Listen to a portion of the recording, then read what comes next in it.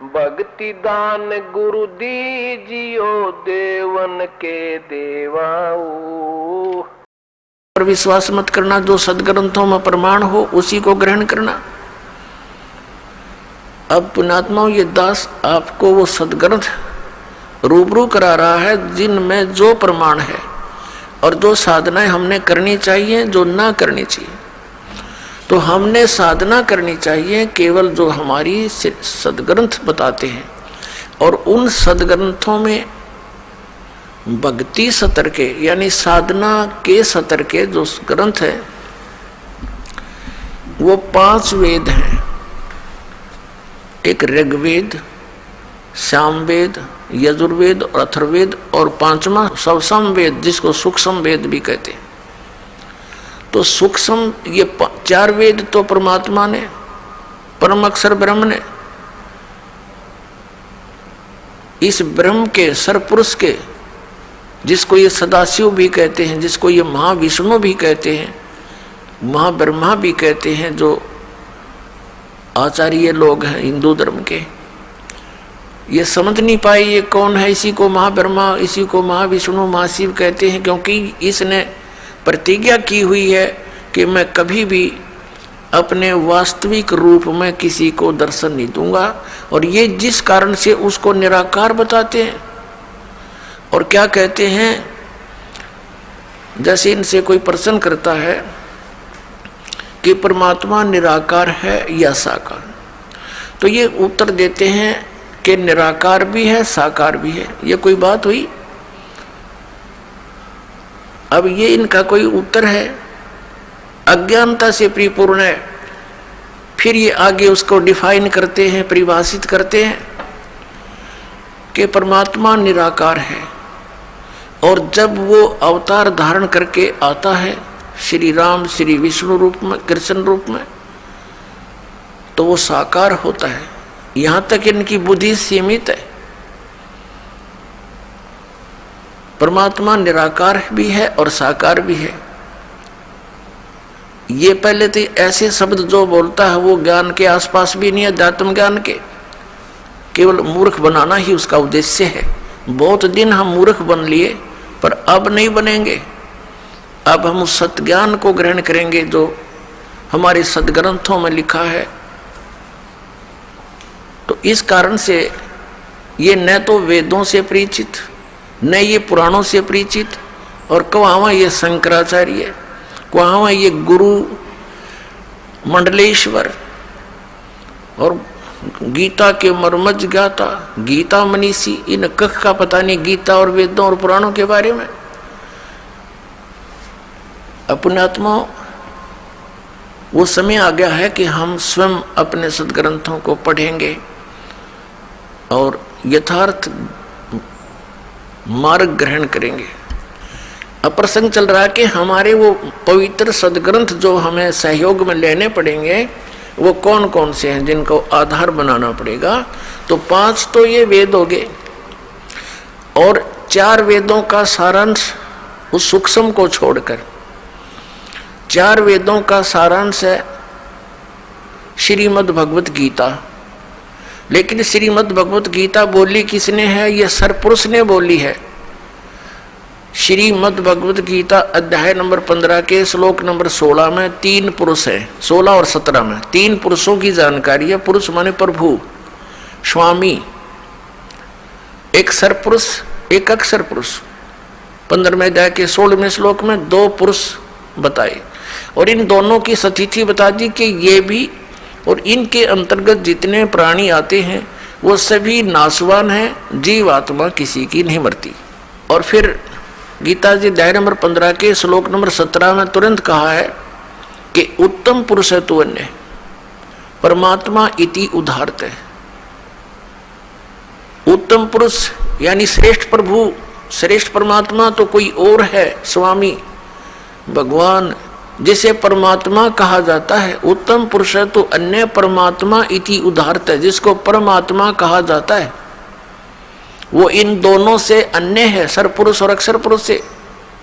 और वही तीनों लोकों में प्रवेश करके शब्द का धारण पोषण करता है जैसे 15वें अध्याय के गीता जी के मंत्र 1 में और 2 और 3, 4 में, गीता जी अध्याय नंबर 15 के श्लोक 1, 2, 3, 4 में प्रमाण दिया है कि उल्टा लटका हुआ संसार रूपी वृक्ष है, जिसकी ऊपर को जड़ है वो तो परम अक्षर ब्रह्म समझो, आदि पुरुष परमेश्वर, और नीचे तीनों गुण रूपी शाखा है। और जो संत इसके पूरे विभाग बता देगा, सवेदविद, वो तत्वदर्शी संत है। तो परमेश्वर स्वयं आए थे वो सूक्ष्म ज्ञान प्रदान करने के लिए, सूक्ष्म वेद प्रदान करने के लिए, और वो ऐसा प्रत्येक युग में करते हैं, यही वेदों में प्रमाण है। उनका अस्तित्व विशेष है वहाँ पर, लेकिन हम बगैर उसको देखे, बगैर खोदे नहीं देख सकते। तो इसी प्रकार वो परमात्मा उल्टा लटका हुआ संसार रूपी वृक्ष की जो मूल है वो प्रोक्ष है। इसका प्रमाण यजुर्वेद देंगे। ये पवित्र यजुर्वेद ये है, प्रकाशक हैं सार्वदेशिक आर्य प्रतिनिधि सभा 2/5 महर्षि दानंद भवन, रामलीला मैदान, नई दिल्ली से प्रकाशित है। और इसके अनुवादक हैं महर्षि दानंद सरस्वती। यो भी इन शंकराचार्यों वाली ही एक परंपरा का से अलग हुआ था। मुद्रक है Prince offset printers, 1510 Pataudi house, Daryaganj, नई दिल्ली से। अब हम इसके अंतिम अध्याय के अंतिम श्लोक पर पहुंचते हैं।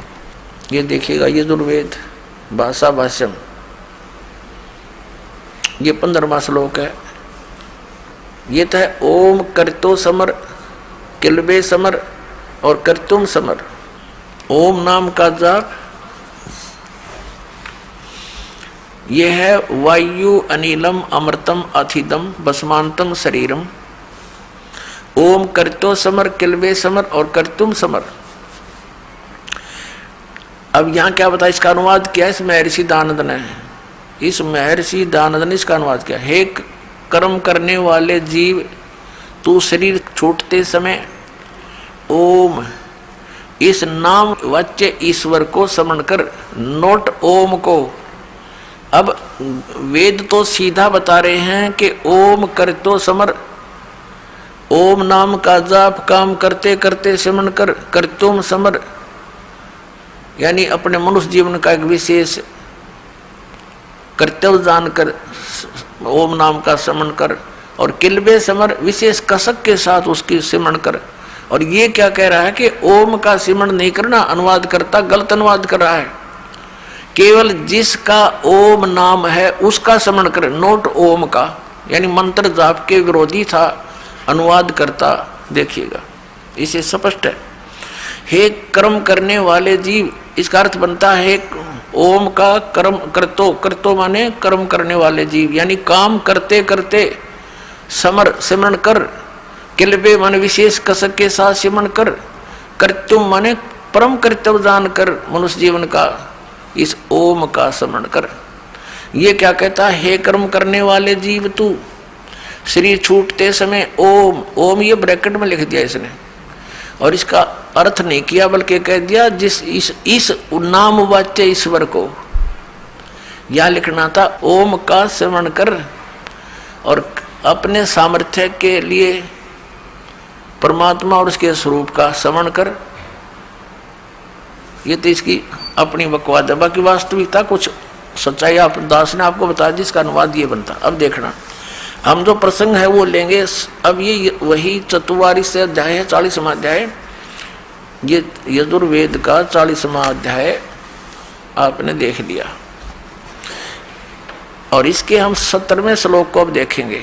इसमें लिखा है, इसमें अनुवाद इसने सही किया है, हे मनुष्यों, जिस ज्योति स्वरूप रक्षक मुझसे अविनाशी यथार्थ कारण के आच्छादित मुख के तुल्य उत्तम अंग का प्रकाश किया जाता है, जो वह प्राण व सूर्य मंडल में पूर्ण परमात्मा है, वह तो परोक्ष रूप, वो तो परोक्ष रूप है, गुप्त है। और अहम मैं खम्ब माने आकाश में ब्रह्म, अहम खम ब्रह्म, इसने तो गलत अनुवाद किया है, सबसे गुण कर्म स्वरूप करके अधिक हूँ, ओम सबका रक्षक जो मैं हूँ उसका ओम ऐसा नाम जानो। यहाँ ओम भी लिख दिया, शर्मा गए बार ओम ऐसा नाम जानो, इसने ओम से कोई लिंक नहीं रखा। अब इसका मूल संस्कार देखिए, इसमें लिखा है आदित्य पुरुष है स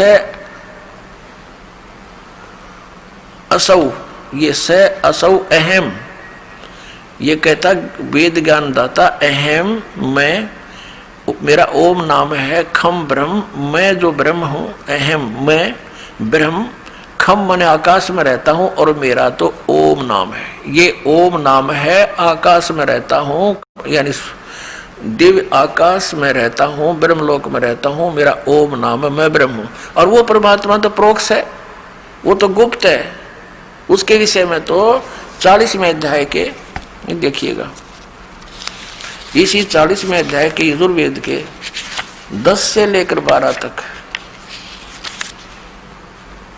स्पष्ट किया है, 13 तक, ये 44वां अध्याय और 10वां श्लोक है, मंत्र है। इसमें क्या कहा है, इसने जैसा अनुवाद किया है फिर भी बहुत स्पष्ट हो गया है, छुपाने की चेष्टाएं बहुत की हैं इन्होंने, क्योंकि इनको ज्ञान नहीं था। हे मनुष्यों, जैसे हम लोग मेधावी धीराना माने मेधावी योगी विद्वानों से वचन, जो वचन सुनते हैं, धीराना माने तत्वदर्शी संतों से जो वचन सुनते हैं, वे जो लोग हमारे प्रति व्याख्यान पूर्वक कहते हैं, विस्तार से कहते हैं, वे लोग, देखो यहां इसने फिर गड़बड़ कर दिया, असंभवात माने उत्पन्न नहीं होना, असंभवात माने उत्पन्न नहीं होने वाले और संभवात माने उत्पन्न होने वाले। यहां लिखना था कोई तो वे हमारे तरफ के लिए बताते हैं, असंभवात माने जन्म लेने वाला, उत्पन्न होने वाला से और ही कार्य व फल कहते हैं, और संभवात माने उत्पन्न, असंभवात उत्पन्न नहीं होने वाले कारण से अन्यत और कहते हैं। इस बात को भी तुम सुनो। अभी इसने दड़ंगा करण का ठेका ले रखा था अनुवाद का, इसका सीधा सा अर्थ है, वेद ज्ञान दाता कहता ये ब्रह्म सरपुरुष के जो कोई तो परमात्मा को उत्पन्न होने वाला कहते हैं और अन्य कहते हैं वो कभी जन्म लेता ही नहीं, और कहते इसकी जानकारी वो तत्वदर्शी संत बतावेंगे, उन ते सुनो। इसने पल्ला झाड़ दिया कि मैं कंप्लीट नॉलेज नहीं रखता, इति सिद्धम। अगर वेदों में ही वो ज्ञान होता या किसी अन्य ग्रंथ में इनके दिया हुआ होता तो नाम लिख देता उस ग्रंथ में है। तत्वदर्शी संत कौन होगा, जो सूक्ष्म वेद से परिचित हो। चौथे अध्याय के 32वें श्लोक में बताया है कि जो आप जी को गीता ज्ञानदाता कह रहा कि जो अर्जुन तुझे गीता अध्याय नंबर 4 के श्लोक 25 से लेकर 31 तक जो ज्ञान दिया है, उसमें कोई कैसी साधना करता है, कोई कैसी कर रहा है, लेकिन चौथे अध्याय के 32वें श्लोक में कहा है कि अर्जुन इस प्रकार की धार्मिक अनुष्ठानों की जानकारी, यज्ञों की जानकारी सच्चिदानंद घन ब्रह्म की वाणी में, जो उस परमेश्वर ने, सच्चिदानंद घन ब्रह्म ने, परम अक्षर पुरुष ने स्वयं आकर के अपने मुख कमल से बोला है, उस ज्ञान में विस्तार के साथ कहा गया है, वो तत्व ज्ञान है। उसको जानने के बाद फिर तू सभी कर्मों से मुक्त हो जाएगा। चौथे अध्याय के 34वें श्लोक में कहा कि उस तत्व ज्ञान को तू तत्वदर्शी संतों के पास जाकर समझ, उनको दंडवत प्रणाम करने से, कपट छोड़कर प्रसन्न करने से, सरलता पूर्वक प्रसन्न करने से वो तत्वदर्शी संत तुझे उस तत्व ज्ञान का उपदेश करेंगे, परमात्म तत्व का ज्ञान करेंगे। तो इससे सिद्ध हो गया, यही प्रमाण वेदों में है, इससे सिद्ध हो गया कि ये जो ज्ञान वेदों से मिलता है गीता जी का, वो सही है, ओके है।